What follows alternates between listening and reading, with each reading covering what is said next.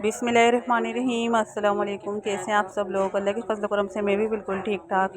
तो जी यहाँ पर मैं आपको दिखा रही थी फ़लक का अबाया, जिसका मैंने आपसे ज़िक्र किया था पिछले व्लॉग में। और मैं जो है ना बस मेरे जहन से निकला था और मैंने आपको दिखाया नहीं। तो भाई ये जो अबाया है ना वो फ़लक के मामू ने गिफ्ट किया है। और आपको पता है उसकी एज ऐसी है, तो अभी उसका सारा इंटरेस्ट जो है ना वो बस स्कार्फ और अबाए में ही होता है। तो इसलिए जो है ना जो भी कोई उससे गिफ्ट की कहता है या फिर कोई गिफ्ट उसे चाहिए होता है तो बस वो यही कह देती है कि मेरे लिए अच्छा सा अबाया या फिर मेरे लिए अच्छा सा स्कार्फ जो है ना वो मुझे दे दें। तो फिलहाल यहाँ पर इसके मामू ने इसको गिफ्ट किया था और ये बहुत ही अच्छा अबाया था और ये कोई पाकिस्तानी स्टफ़ नहीं था। तो भाई बहुत बहुत बहुत थैंक यू अली मामू फ़लक की तरफ से। और यहाँ पर जो है ना मैं आपको फ़्रॉक दिखा रही थी। भाई ये जो है ना 2 मंथ की बेबी की फ़्रॉक है और ये मुझसे किसी ने स्टिच करवाई थी और इसको जो है ना मैंने बहुत दिल से सिया था। तो भाई कोई हर्ज नहीं है अगर आप इज्जत से घर में बैठ के 2 पैसे कमा रहे हैं या फिर कोई आमदनी का ज़रिया आपके लिए बन रहा है, तो मैं इसमें कोई हर्ज नहीं समझती और ना ही मैं इसमें कोई गिल्टी फ़ील करती हूँ। भाई आप मेहनत कर रहे हैं और आपकी मेहनत का सिला आपको मिल रहा है, तो ये बहुत अच्छी बात है। तो सिलकर जो है ना ये कुछ इस टाइप से रेडी हो गई थी।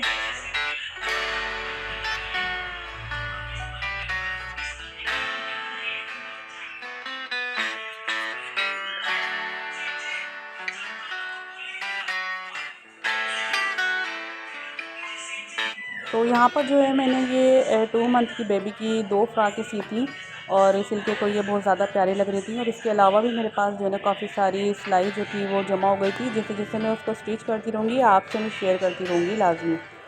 तो आपको मेरी स्टिचिंग कैसी लगी आप कमेंट्स में आके ज़रूर बताइएगा। और आपका बहुत बहुत शुक्रिया इतने अच्छे कमेंट्स करने के लिए। तो ऐसे ही कमेंट्स करते रहा करें।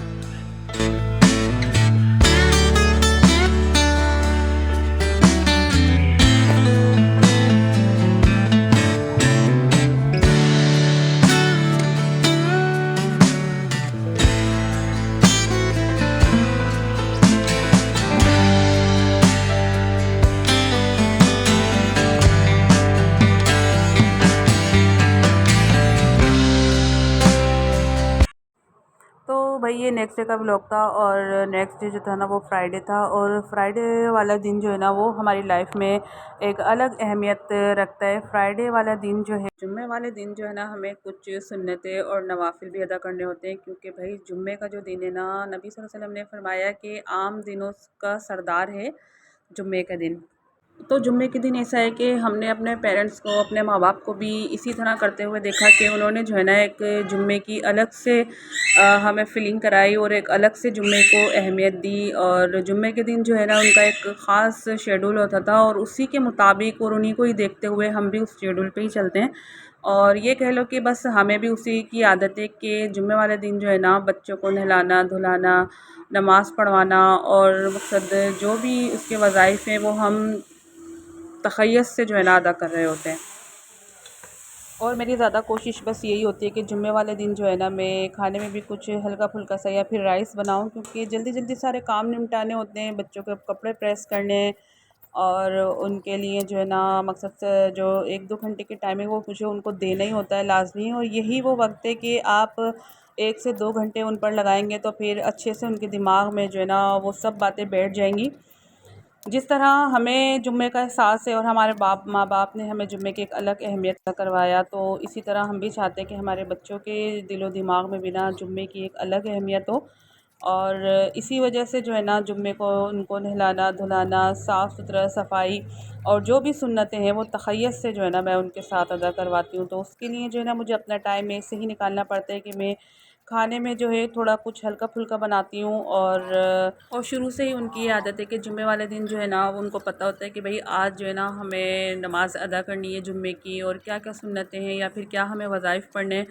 तो बस ऐसा था कि जहाँ पर वो भी मदरसे जाते हैं पढ़ने के लिए, जिससे कुरान हिफ्ज़ कर रहे हैं, तो वो मस्जिद जो है वो यहाँ से काफ़ी दूर है और काफ़ी मुश्किल है उनका वहाँ पर पहुँचना और फिर उनको वापस लेकर आना। तो बेहतर है कि मस्जिद जो आस-पास में मस्जिद है ना, तो मैं कहती हूँ कि तुम वहीं पर अपनी जो है ना नमाज़ जुम्मा अदा कर लो। तो यहाँ पर बच्चे जो है ना वो मदरसे से आके तैयार हो रहे थे नमाज़ जुम्मा के लिए। तो भाई मैं तो यही समझती हूँ कि भाई आपकी सबसे पहली जो तरजीह है वो अपनी औलाद के लिए होना चाहिए। जैसे आप तरबियत करेंगे, जैसे आप अपने बच्चों को उठाएंगे तो फिर बच्चे वैसे ही उठेंगे। और फिर इस बात को समझाने के लिए और अपने दीन की अहमियत उनके दिलो दिमाग में बिठाने के लिए एक उम्र ही होती है जिसमें वो अच्छे तरीके से इस बात को समझ जाएं। तो आज थोड़ा सा वक्त है और आप अपने बच्चों पे टाइम दे देंगे, उनको समझा देंगे, उनके लिए थोड़ा सा वक्त निकाल लेंगे, तो फिर यही बच्चे जो है वो आपकी जो है ना कदर को जानेंगे और आपकी अहमियत को समझेंगे। और अगर आप ही अपने बच्चों को अहमियत नहीं देंगे, आप ही अपने बच्चों को नहीं समझेंगे, तो फिर और किसी को क्या ज़रूरत पड़ी है कि वो आपके बच्चों को समझे या फिर आपके बच्चों को अहमियत दे। तो बेहतर है कि आप अपने बच्चों को समझें। अगर आपको अपना मुस्तकबिल संवारना है, अपना बुढ़ापा आपने संवारना है, तो आप टाइम जो है ना ज़्यादातर वो अपने बच्चों पर ही लगाएं, क्योंकि यही आपका सरमाया है। आज अगर आपने इनको डिग्रेड कर दिया, इग्नोर कर दिया, तो फिर एक वक्त ऐसा भी आएगा कि यही बच्चे आपको इग्नोर कर देंगे और आपको बिल्कुल डिग्रेड कर देंगे। तो ज़रूरी है कि दुनियावी तालीम के साथ साथ ना दीन की तालीम आप अपने बच्चों को ज़रूर दें। दुनियावी तालीम से ज़्यादा बेहतर और ज़रूरी जो है ना मैं दीन की तालीम समझती हूँ। तो यहाँ पर खाना जो था वो रेडी हो गया था और जल्दी जल्दी मैंने सारे काम निपटाए थे, क्योंकि भाई ज़ाहिर सी बात है मुझे भी नमाज़ जुम्मा अदा करनी थी और साथ साथ जो है ना मुझे कुछ अपने वज़ाइफ़ और कुछ सूरतें भी पढ़नी थी। तो ऐसा होता है कि मैं सुबह बच्चों को स्कूल भेजने के बाद जो है ना अपने वज़ाइफ़ और सूरतें सुबह ही पढ़ लेती हूँ, लेकिन रात से मेरी तबीयत बहुत ज़्यादा ख़राब थी, इसलिए जो है मुझे वो पढ़ नहीं पाई थी। और नमाज़ ज़ोहर में मैं नमाज़ जुम्मा भी अदा करूँगी और अपने वज़ाइफ़ भी पूरे करूँगी। तो भाई ये जो कुरान शरीफ है ना, बस ये जब भी मैं उठाती हूँ और जब भी मैं इसको पढ़ती हूँ तो मैं जो है ना बेला साख्ता अपने दादा दादी के लिए दुआ करती हूँ, क्योंकि ये जो कुरान शरीफ है ना ये मुझे मेरे दादा दादी ने शादी पर दिया था। और अल्लाह पाक जो है ना बस उनकी मग़फ़िरत फ़रमाए। और इसीलिए कहते हैं कि आप अपनी ज़िंदगी में कोई ना कोई एक ऐसा काम ज़रूर करके जाएँ जो बाद में आपके लिए दुआओं का ज़रिया बन जाए। तो ऐसा होता है कि जो सूरतें होती हैं, जो वज़ाइफ़ होते हैं, वो मैं इसमें पढ़ती हूँ और जो रेगुलर है वो मैं अलग से पढ़ती हूँ। तो भाई यहाँ पर बस यही दुआ करूँगी कि अल्लाह पाक सारे मरहूमीन की, मेरे दादा दादी की, मेरे नाना नानी की और जितने भी मरहूमीन हैं उनकी मग़फ़िरत फ़रमाए, उनके दर्जात जो है वो बुलंद फ़रमाए।